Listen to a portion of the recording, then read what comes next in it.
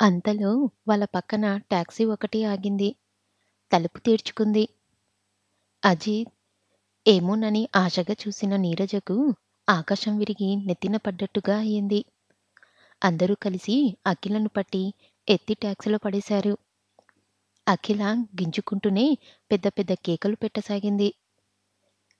నీరజకు ముచ్చే మాటలు పోశాయి. అజిత్ రాలేదేం? తను అనుకున్నదేమిటి? జరిగిందేమిటి? పాపం ఆ అమ్మాయిని ఒక్కతేను రోడ్డు మీద వదిలేసిపోతే ఎలారా? స్నేహితురాలికి జతగా ఉంటుంది. తనని తీసుకువెళ్దాము. ఒక్కరికి ఇద్దరైతే మజాగా ఉంటుంది మనకు. ఇద్దరూ నీరజ కోసం టాక్సీ దిగారు.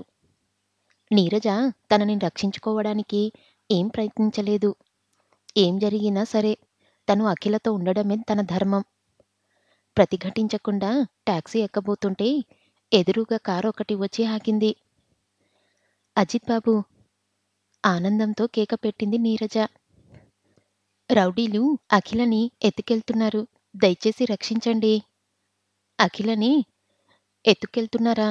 ఎక్కడా? అజిత్ అయోమయంగా అడిగాడు. అదిగో టాక్సీలో. 10 నిమిషాల సేపు జరిగిన పప్పెట్టింగులో ఆదినారాయణ బృందం చిత్తుగా తన్నులు తిని టాక్సీలో పారిపోయారు. ఎక్కండి. కార్ డోరు తెరిచాడు అజిత్. వాళ్ళిద్దరూ ఎక్కి కూర్చున్న తర్వాత డోరు వేసి అట్నుండి ఎక్కి స్టీరింగ్ అందుకున్నాడు అజిత్. మీ ఇంటికే కదా? వద్దండి. ఈ రాత్రి మాకు ఒంటరిగా గదిలో నిద్ర పట్టదు.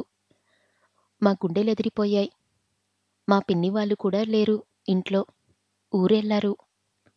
ఇవాళ మా అంతట మేము మీ అతిథులుగా వస్తున్నాం. మీ ఇంటికి పదండి. ఆవిడకిష్టమేనా? అఖిల చెప్పు. నీరజ అడిగింది. జవాబుగా అఖిల కాళ్ళమీద తల వంచుకొని ఏడవసాగింది. చెప్పవే తల్లి. ఈ భయం ఈ రాత్రే కాదు, ఈ జీవితంలో నన్ను వదలదు. ఏడుపుతో వీపు ఎగిరి ఎగిరి పడసాగింది. అజిత్ బాబు గారింటికే వెళ్దాము. అలాగే తలుగించింది. అరగంట తర్వాత అఖిల యశోదమ్మ మంచం దగ్గర కూర్చొని ఉంది. నీరజ అజిత్తో పైకి వెళ్ళింది. దెబ్బలాటలో మోచేతి దగ్గర కొద్దిగా గిరుకుపోయినట్టుగా అయ్యింది అజిత్కు. బ్యాంజిన్లో దూది అద్ది గిరుక్కుపోయిన చోట రాసుకున్నాడు. ఇక చెప్పండి నీరజ. విశ్రాంతిగా ఈజీ చైర్లో వెనక్కి వాలి అడిగాడు. టెంపుల్కు రమ్మని నన్నెందుకు పిలిచారు? ఇలా జరుగుతుందని మీకు ముందే తెలుసా? నేను చాలా తెలివి తక్కువ పని చేశాను అజిత్ బాబు. తల దించుకొని అంది నీరజ. కొద్ది రోజుల నుండి ఆదినారాయణ అఖిలని వేధిస్తున్నాడు. ఆదినారాయణ అఖిలకి తప్పిపోయిన పెళ్ళికొడుకు. అతడికి బుద్ధి చెప్పి అఖిల జోలికి రాకుండా చెయ్యాలనుకున్నాను. మొన్న అతడు వింటుండగా బిర్లా టెంపుల్కి సాయంకాలం వెళ్తామని చెప్పాను. అదే టైంకి మిమ్మల్ని ఆహ్వానించాను. అతడు అల్లరి పెడుతున్న సమయంలో మీరొచ్చి అతన్ని చిత్తుగా తన్ని అఖిల మనసుని చురగొనాలని నా ప్లాన్. మీరు రాకపోతే మగతి ఏమయ్యేదో చాలా ప్లాన్ వేశాను కదా. నేను రాకపోయి ఉంటే పిచ్చి ప్లాన్ అయ్యేదేమో గాని వచ్చాను కాబట్టి కథ సుఖాంతమైంది కాబట్టి మీది మాస్టర్ ప్లాను. మీరే రాకపోతే మేము ఆత్మహత్య చేసుకునాల్సి వచ్చేది.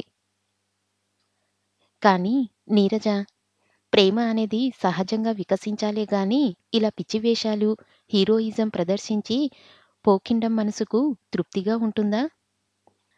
పిచ్చి వేషాలనండి, నాటకాలనండి. అఖిల మనసులో మీకోసం కొద్దిగా అభిమానం సంపాదించి పెట్టాలని నా తాపత్రయం అజిత్ బాబు.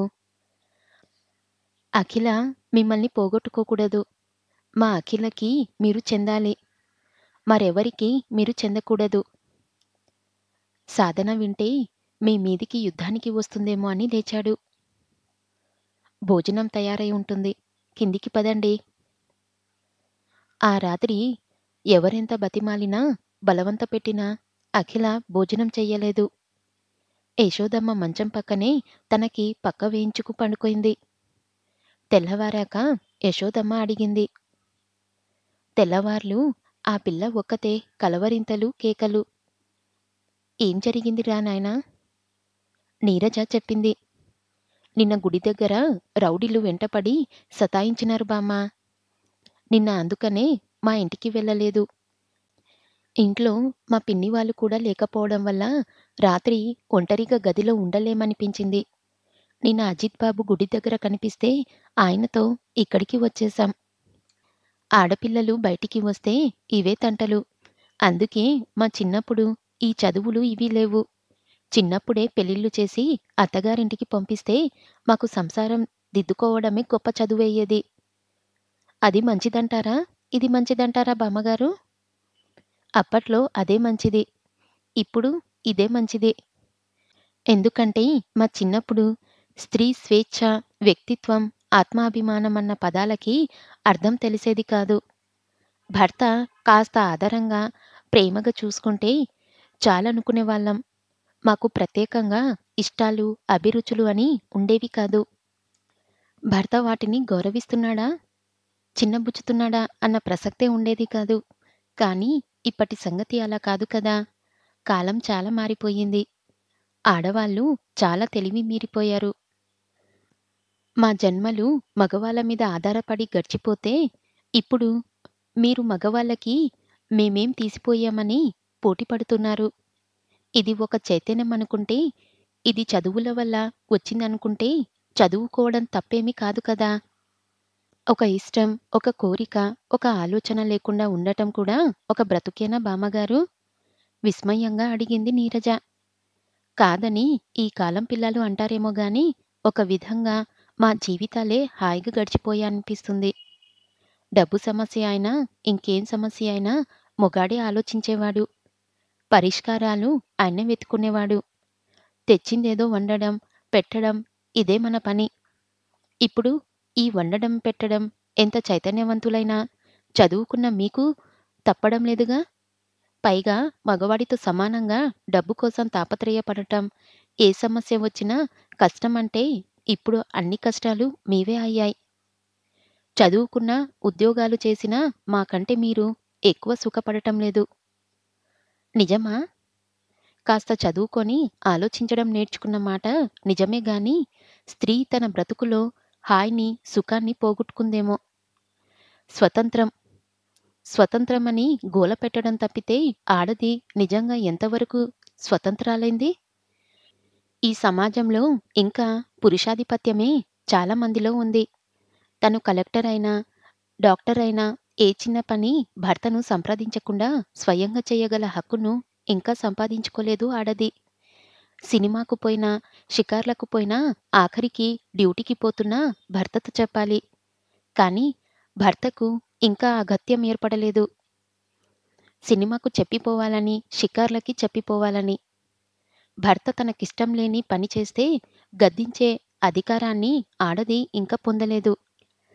ఇక పొందలేదు కూడానేమో. ప్రకృతి స్త్రీని సుకుమారంగా మలిచి ఆ అన్యాయం ఆమె చేసింది. ఆడదాని శారీరక బలహీనత ఆధారం చేసుకునే ఆమె మీద అతడు ఆధిపత్యం సంపాదించినట్టుగా చరిత్ర చెబుతుంది.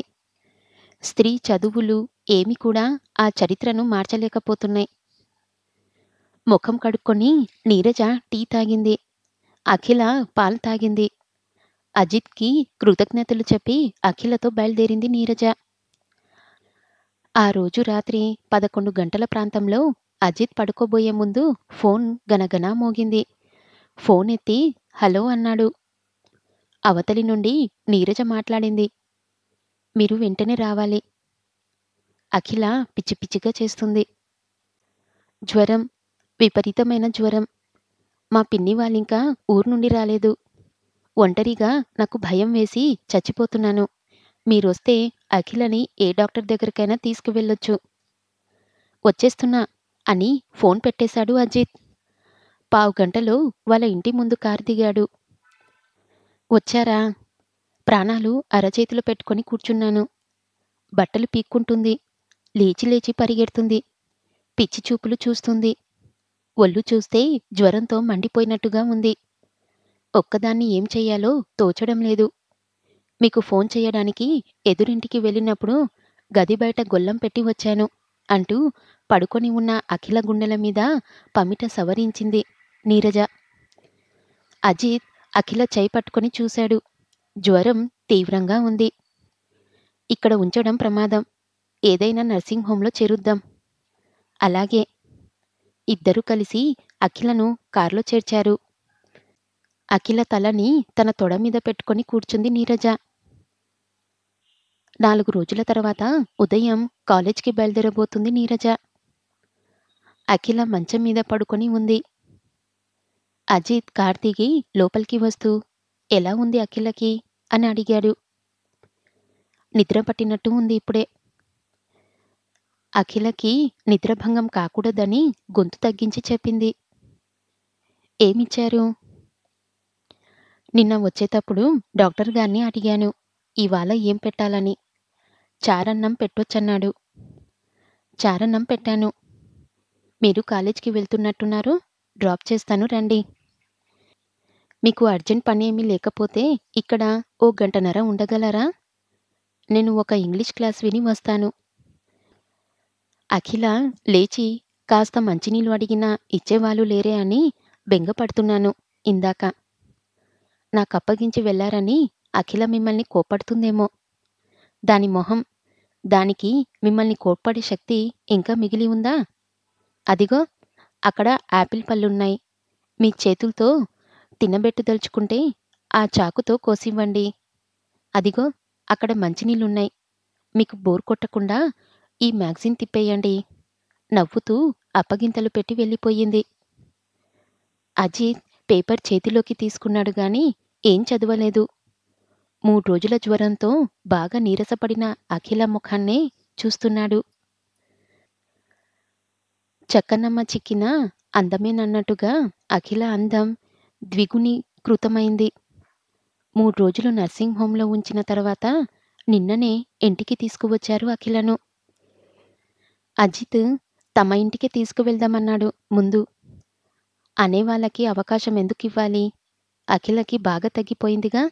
ఇంక నాకేం భయం లేదు. మా గదికే తీసుకువెళ్ళి వదలండి.